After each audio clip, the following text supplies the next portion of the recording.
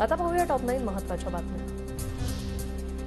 बारामतीत 50 कोटी खर्च करून बांधलेल्या अत्याधुनिक नवीन बस स्टँडचं अजित पवारांच्या हस्ते उद्घाटन, तर बारामती पोलीस ठाणे आणि नवीन पोलीस उपमुख्यालयाचीही पाहणी। पोलीस उपमुख्यालयात 39 नवीन गाड्या दाखल।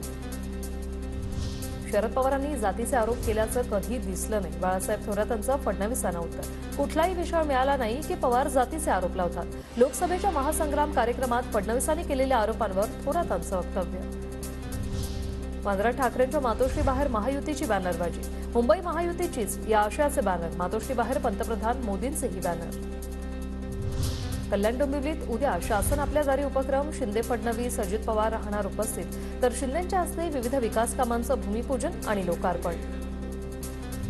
येत्या 16 तारखेला ठाण्यात राहुल गांधींची न्याय यात्रा, राहुल गांधी जनतेशी संवाद साधणार, बाळासाहेब थोरातांची माहिती। उद्धव ठाकरे आदित्य ठाकरेंनाही सभेचं निमंत्रण, जागा वाटपावर चर्चेतून निर्णय घेऊन मग त्यानुसार काम करणार असल्याची माहिती। केंद्रीय मंत्री नितीन गडकरींची काँग्रेस अध्यक्ष मल्लिकार्जुन खरगे, जयराम रमेश यांना नोटीस, मुलाखतीचा चुकीचा व्हिडिओ ट्विट करत बदनामी केल्याचा नोटीसमध्ये आरोप। भाजपच्या एकजुटीला नुकसान पोहोचवण्यासाठी काँग्रेस भ्रम पसरवत असल्याचा गडकरींचा आरोप।